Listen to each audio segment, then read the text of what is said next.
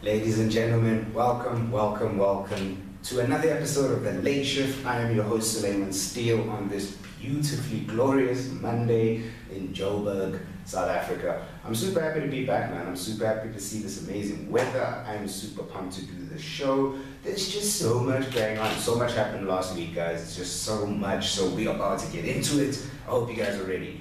So, what should I start off with today? I'm going to start off with what happened last night. I don't know if you guys caught it on 60 Minutes, but Stormy Daniels had her full interview with the man himself, Anderson Cooper, on 60 Minutes. I was super pumped, super excited to see the interview because she revealed all.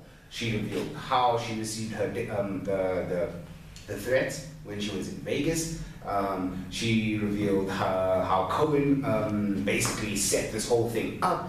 A lot was revealed here, ladies and gentlemen. And one of the things that was also revealed by her lawyer was the fact that apparently she will be sued, according to Trump's lawyers and Trump's team, that she will be sued $1 million every time she breaches this contract. The funny thing about this non-disclosure agreement is that he didn't sign it. So she basically has an agreement with Cohen. He didn't have this relationship with this woman. That's the baffling thing here. You know, Donald, I don't know if this is Donald or if this is his team. I'm not 100% sure. But one thing is for certain. This is only going to get worse. Because now she's come out, she's basically said it's not about the money, it's not about the fame, it's not about any of that. She just wants to tell her story and she wants to stop being portrayed as somebody who did this for $130,000.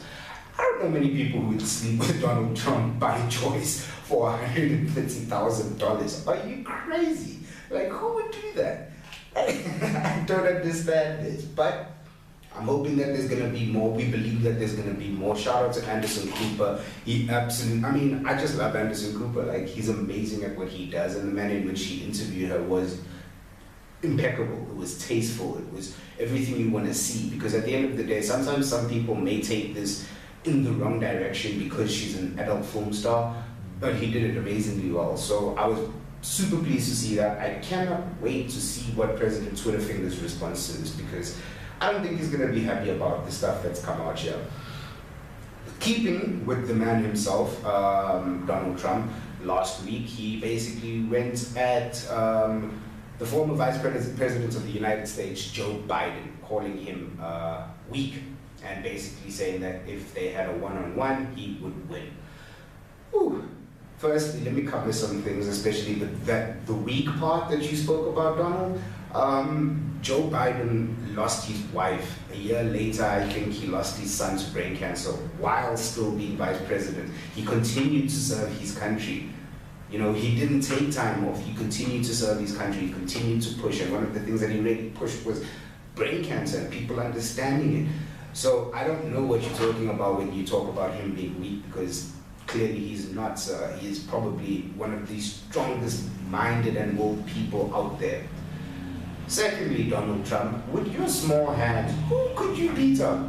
Honestly, who do you think you beat? And what kind of president says that? What kind of president is willing to get into a one-on-one fight with somebody? What is wrong with you, man? Come on. You know, I was, when I saw this, I was like, this is just going to be super epic for the show, because what I did was, when I heard about it, I tweeted UFC and I asked them, could you guys make a pay-per-view for this? But then I realized that we couldn't do that because UFC is like, it's real, right? It's real fighting. So I had to reach out to the WWE and see if they would be interested in helping script this amazing fight. Donald Trump has been on WWE before. So he's there, he's already got the brand, you know what I mean? So maybe on WWE, so Vince McMahon, Steve McMahon, the McMahons, all at me. This is my idea, so don't jack it from me. I'm willing to put these two people in the ring and see what happens. Let's get it all. All right, moving on, ladies and gentlemen. Oh man, so much took place. One of the amazing things that I did see this past week was from the DA basically pitching for, they're going to be sending out a letter, a petition to President Cyril Ramaphosa for safe schools in South Africa. I don't even know why we need to send out a petition for this. This should be a prerequisite. It should be what it is. You know, there shouldn't be a point where we petitioning to have safe schools. I understand that we don't have safe schools, but geez, it just doesn't make any sense to me. You know, you have kids who are still using absolutely shattered bathroom facilities. You know, girls who can't go to school because they don't have sanitary pads. This is the interesting thing. Why are we not educating girls on their menstrual cycle? You know, it's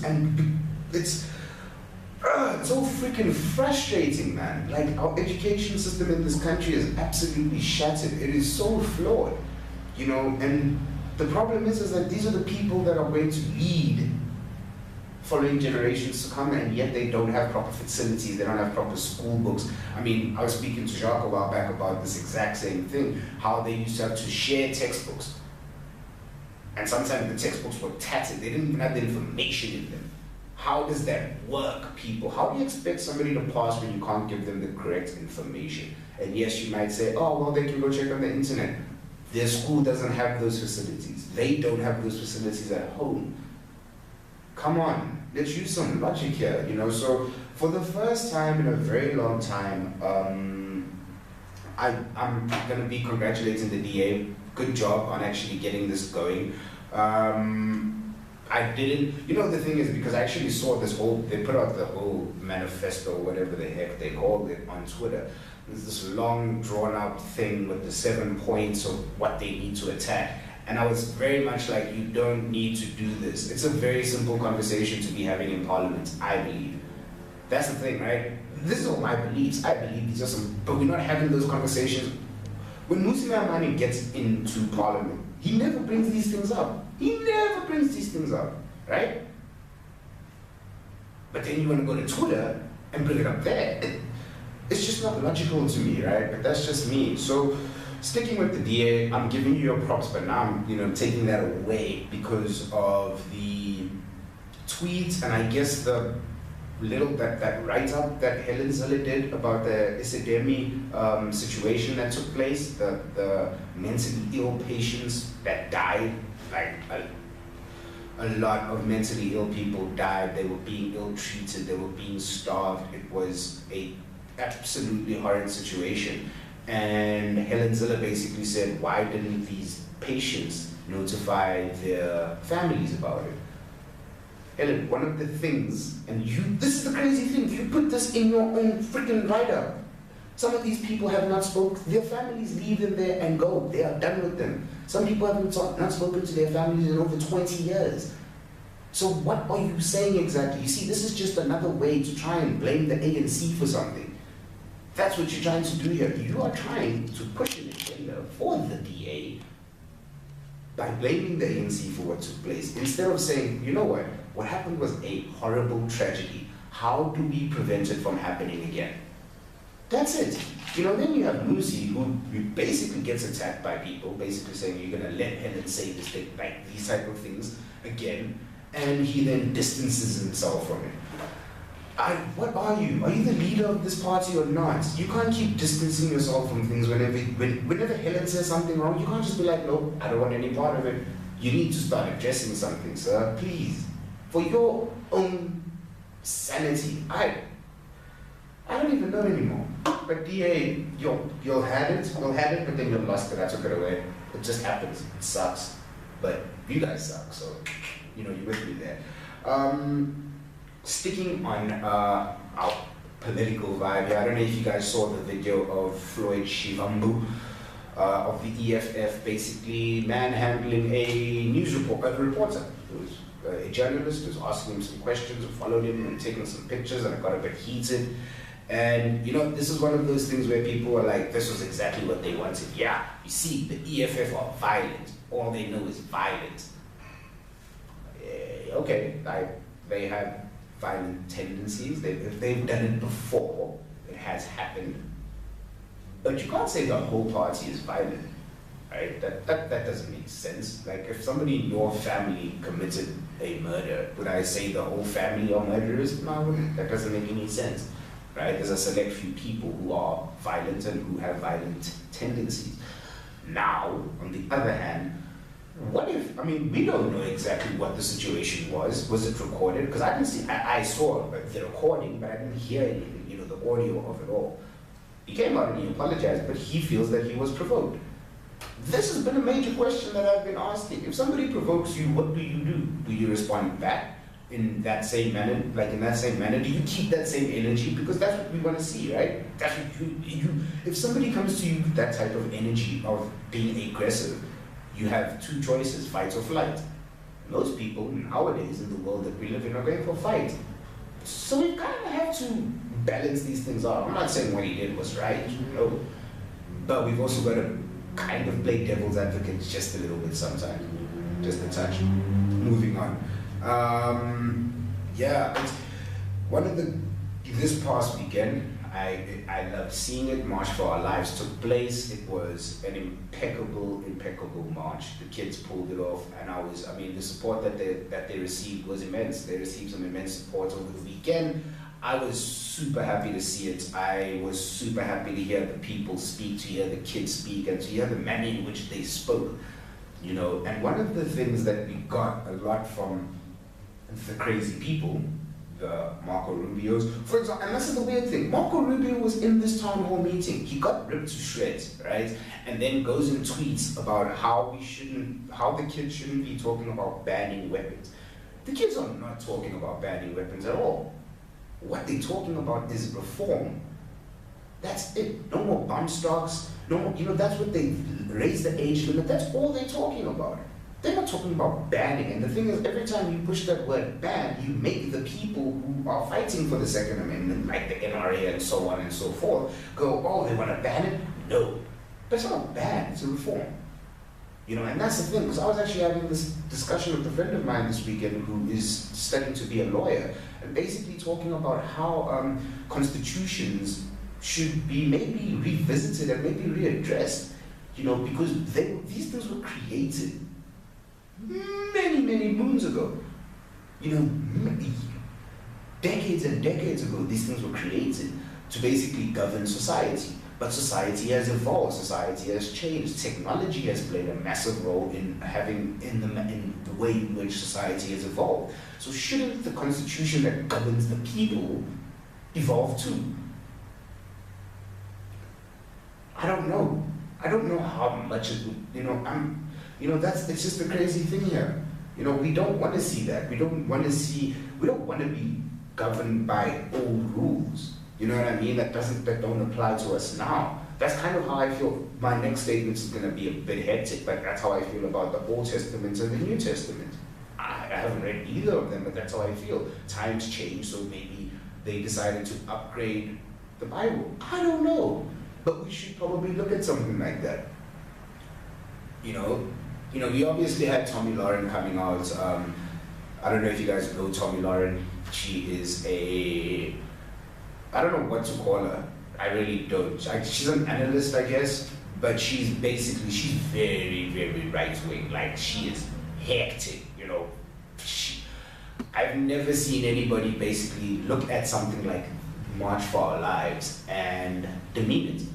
You know, basically by saying, okay, you have your right to free speech, your First Amendment right to free speech, but you also then have to listen to what is being said back to you. The only problem is, Tommy, is that you're not listening to what's being said to you. You're ready to jump and jive instead of listening to what the kids have to say. Nobody ever said ban, they said reform, right? And one of the reasons why, just during all this last week, Grey Mills High School in the States, there was another school shooting. You know what I mean? Like, it's getting to a stage now when it's becoming like a video game. The violence is insane, and we can't blame video games on that, because I kind of feel like maybe now video games are just mimicking real life. Right? That's what's happening. Moving on. I don't know if you guys know him. He's a South African rapper named Stogie T. He was from a group called Tumi and the Volume. Stogie T is probably one of my favorite rappers in the country. And he pulled probably one of the best stunts I've seen not one, yeah, one of the best stunts I've seen when it comes to promoting a new track or a new album or anything like that. He basically, so he tweeted, a young man walked up to him and asked him what it takes to be a rapper. He said, skip it and get a job. And everybody went bonkers. I'm talking about Black Twitter destroyed him, and they were like, how could you, blah, blah, blah, blah, blah, blah, blah, blah, blah, blah. Anyway, I think it was on Friday, he basically released the verse that was part of the track, and the track came out later. The funny thing about all this was that people were quick to jump on it. But he literally, I feel like that was probably a great piece of advice. Not everybody can be a rapper, not everybody can be a baller, not everybody can be a photographer. There's a whole bunch of different, everybody has a different set of skills, right? And I mean, imagine being a rapper every single day. When people know you're a rapper, people come up to you and they want to, you know, spit their bars. Okay, that's cool, but I mean, eventually it gets to a point where you can kind of tell who's who in the zoo, you know, and giving that advice of go get a job. For me, I felt that that was a great piece of advice. You know, if you can have somebody, in a sense, basically, look, dude, this shit is hardcore. It's not easy to do. You know, you gotta be able to grind and want this. It's not just about your ability to rap anymore. Not in this day and age, definitely not. You know, this day and age is not about your ability to rap. It's about how you can package the whole brand. It's more about the antics, and you can see that this what Stogie T did was an antic, right? A way to incite something so that, hey, now the buzz is around him, and boom, you get the single. I liked it. I thought it was cool. Shout out to Stogie T. Much love, homeboy. Let's move on to the platform where my show is basically hosted, Facebook. Shout out to Zucks. But yeah, Facebook got caught out, man. The Facebook privacy issue by Cambridge Analytica. This is the thing. I think it was like 50 million users had their personal information taken and used for the elections, for political gain, so they can basically see how to market and to target different types of people because of their preferences and the things that they fill out. So you know those stupid forms or those stupid games that you play on Facebook? Which celebrity do I look like? What's my favorite star sign? All that dumb shit. Yeah, that's how they get your information. I don't understand how people didn't know this. I don't play those games. I really don't, because it doesn't serve me any purpose. Like, what are you doing? Cool, you want to have fun, but then you can't complain. You know, and Facebook yesterday, really, he took out like 6 ads in 6 different newspapers in the UK, basically apologizing for what happened. And yes, he has to apologize. But at the same time, we've also got to like accept our own responsibility here, right? You knew what you were getting yourself into when it comes to Facebook, Instagram, Twitter, all these things. As much as they tell you that it's safe, you know, and we will not share your information with anyone. How many times has that happened to you? How many times has somebody called you, right, trying to sell you something, and you're like, where did you get my number from? Because I've never filled this thing in. People are just selling off your information. So just be careful. Like, that's all I have to say. I don't blame Facebook for this. I still jam with Facebook. Not like that. I jam with Facebook because I have a show and because I have clients who run on Facebook.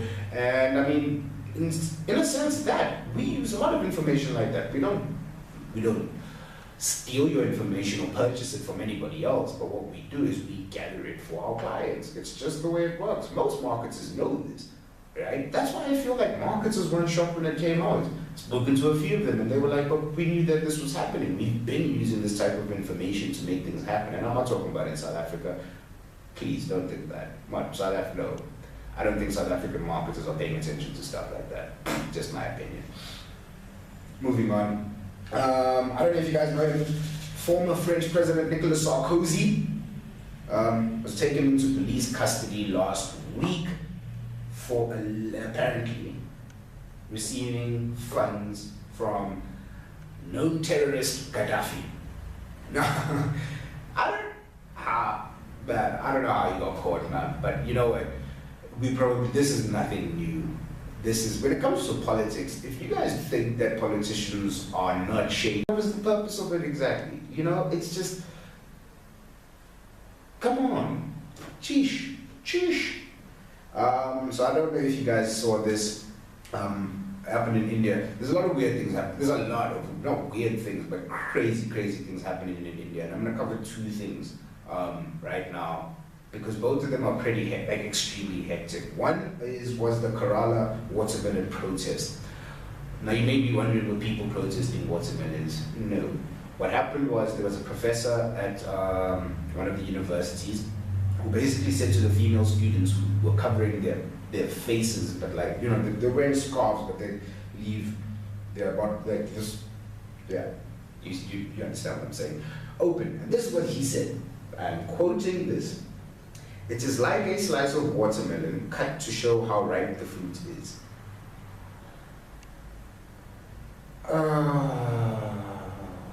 Lord have mercy on our souls. Okay, I'm gonna address this very, very, not briefly, but I'm gonna get into it here. First and foremost, that is a professor. You are teaching students. Yet again, this is going back to the safe school situation, right? Should people feel unsafe in their schools? And I mean, not about guns, we're talking about sexually. Should teachers be saying things like this to students?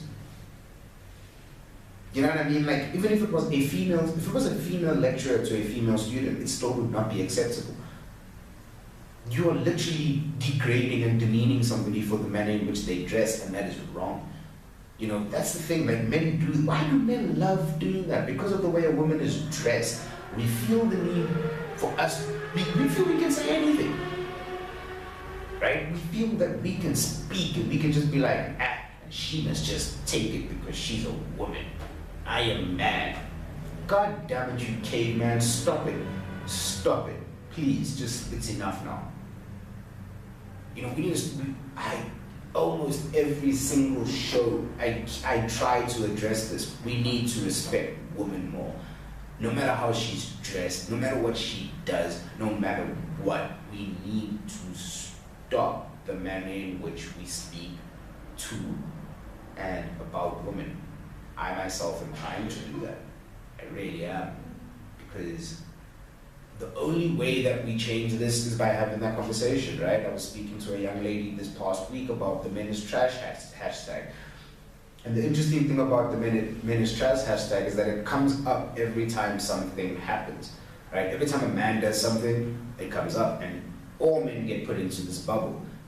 And I kind of feel that it's right. We all should be put in that bubble, and we should all take it, because none of us are actually stepping forward. I said this last week, none of us are putting our hands up and being like, you know what? How do we as men address these other men? You know, should there be a forum or platform or a president? You know, our last president was accused of rape.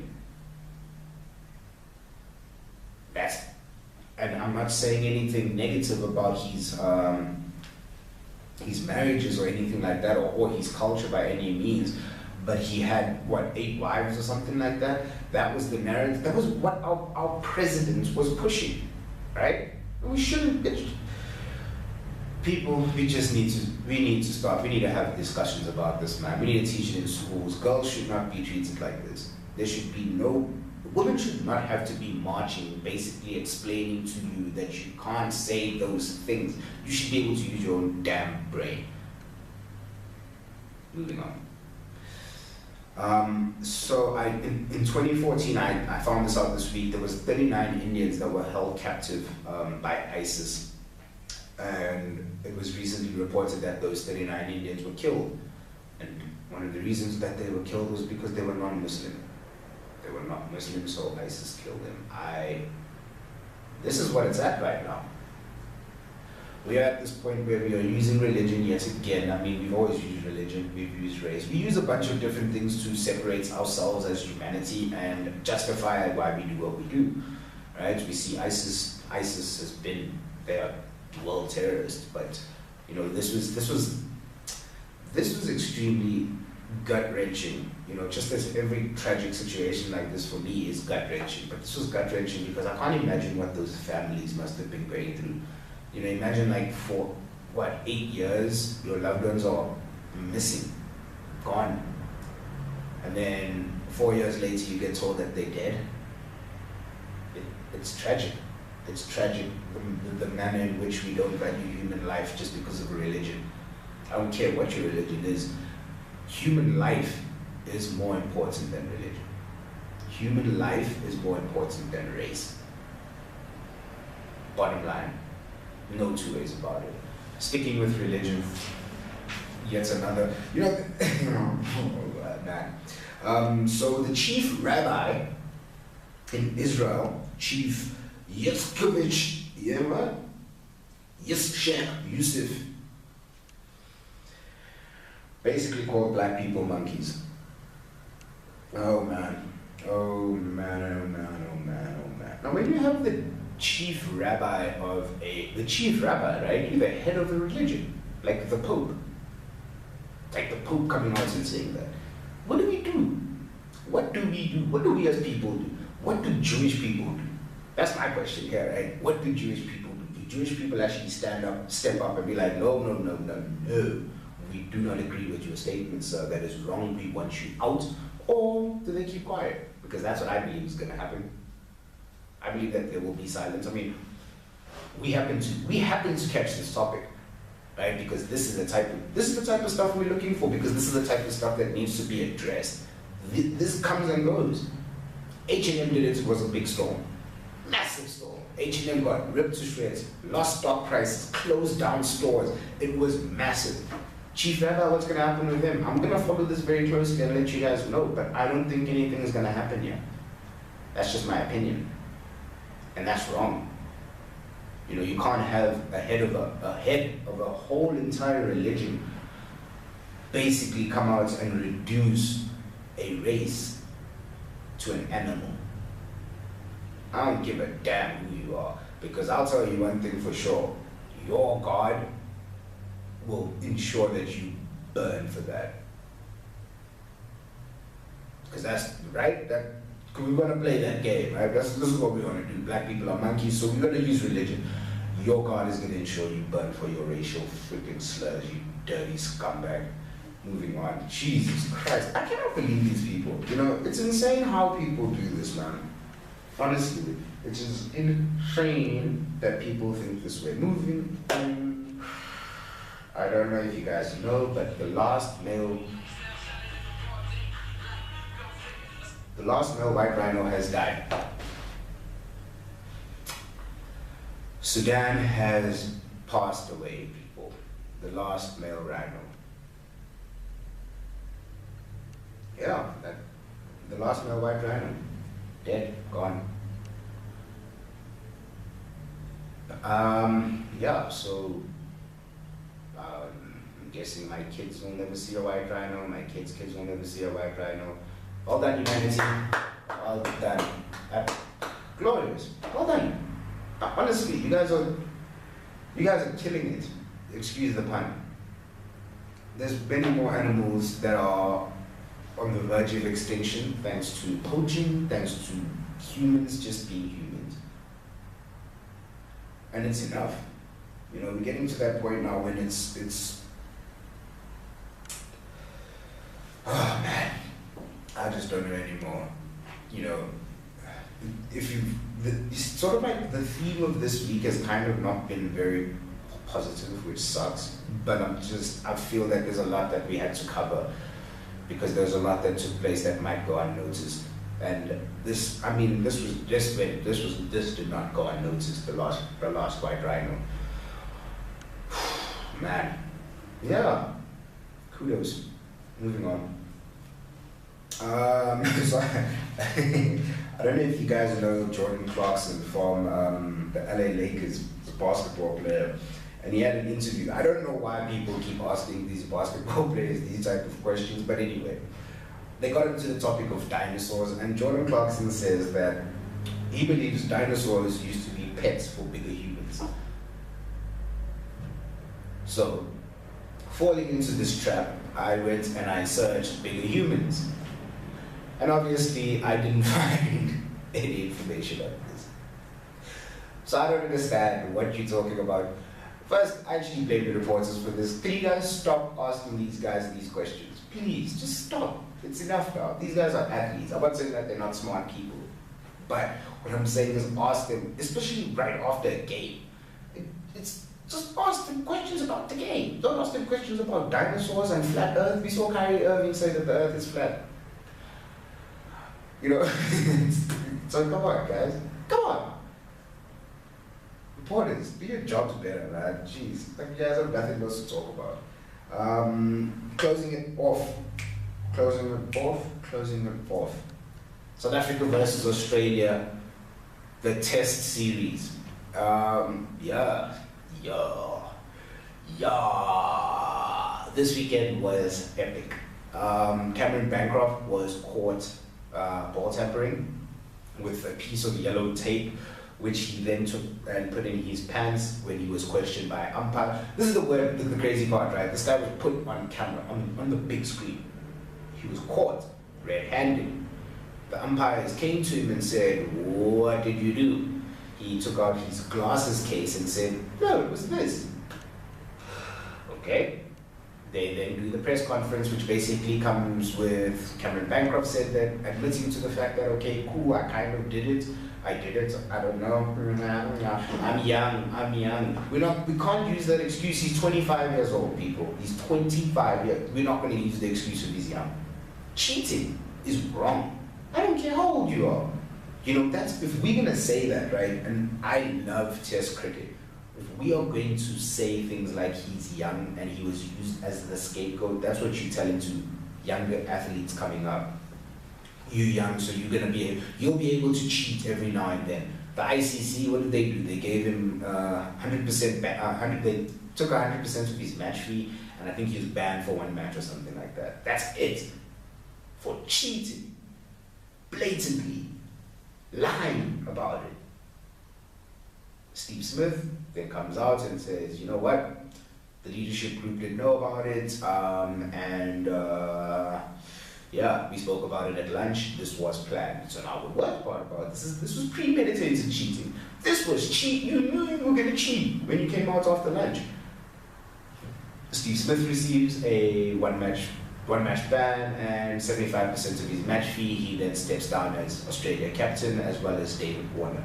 The interesting thing here is we're talking about, because he brought this up, nobody else said anything. He said the leadership group. So that leadership group should include David Warner, Steve Smith, Mitchell Starc, Josh Hazelwood, Nathan Lyon, and I would probably say Mitch Marsh, maybe, right? That's 6 guys.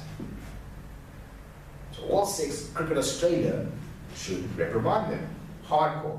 I'm talking about 6 months bans. Because we see this with the Pakistani players, right? When they get caught match fixing, they get banned for a year, for 6 months, for this, for that, and the other. Is that because they're repeat offenders? I don't know. But blatant cheating, when you get caught cheating, let's give you a great example here. Man or woman, you walk in on your partner cheating, you catch them red-handed cheating, in bed with another person cheating. You ask them, well, you don't have to ask them. You see them cheating. What are you going to do? You're probably going to leave that person, right? This is what should happen at Cricket Australia. They should leave these people. Cricket Australia should break up with Steve Smith, one of the greatest players of our time, but we need to make examples of these guys. Because Test cricket and cricket in general always gets this bad rep, right? And it's one of the best sports out there, but anytime we're speaking about cricket is when it's negativity. Match fixing, ball tampering, this, that, and the other. It's enough now. Also, shout out to Morne Morkel, picked up his 300 Test wicket. Salute to you, OG. We're gonna miss you, Giraffe. You know, he's absolutely been, he's been there. You know, he's the man. You know, I love Morne Morkel. Dean Elgar, 141, solid. Guy reminds me of Gary Kirsten. Like, that grit and determination. He's hardcore like that. I really appreciate what he does. Yeah. Ladies and gentlemen, I'm not going to close the show out yet because there's one more topic I want to address. Ooh, and this is a juicy one. If anybody knows, holler at me. But this topic is basically a young man in hip-hop named Tekashi 69. Ooh, you know, the reason I'm speaking about it, trending on Twitter, trending on Instagram, trending. This guy's been trending on YouTube. This guy's been trending. Most of it for all the wrong reasons. A lot of people say, oh no, but his music sucks. Let's be frank. He can do the numbers. The numbers don't lie. Yes, he's got the numbers that Gummo and Billy and Bobby, and every single song has a stupid name, Kiki, whatever, don't care. Why I'm speaking about this young man is we getting back into this era of hip hop and this era of rap music where violence is coming back into it. Violence has always been there. It's very much part of the culture, but it should no longer, and I'm an old hip hop head, man, we've lost so many great artists to violence in hip hop. Way too many great artists we've lost to violence, and it's enough now. And I'm not saying that this kid is a great artist, but I wouldn't want to see him lose his life for his behavior. That's just my opinion here. Coming out and saying you're blood, and I'm the king of New York, and I'm this, and I'm that. It's very dangerous.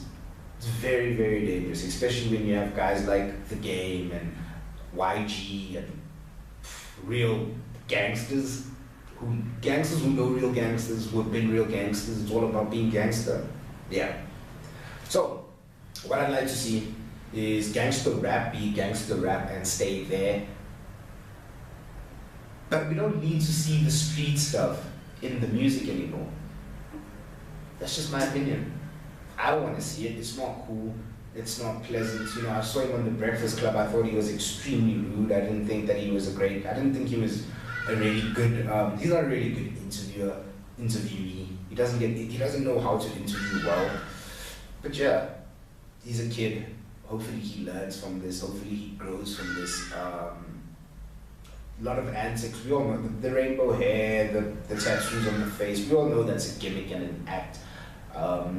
But now if you think that you're going to add being a gangster to that repertoire, to that act, you're probably going to end up getting hurt. That's just my opinion. Ladies and gentlemen, thank you so very much for joining me yet again on a beautiful Monday. I have been your host, Suleiman Steele. This has been The Late Shift. I wish you guys an amazing week going forward. Stay positive. Stay away from the negative nonsense. Hey Mom, I love you. Peace and blessings to all. Thank you very much.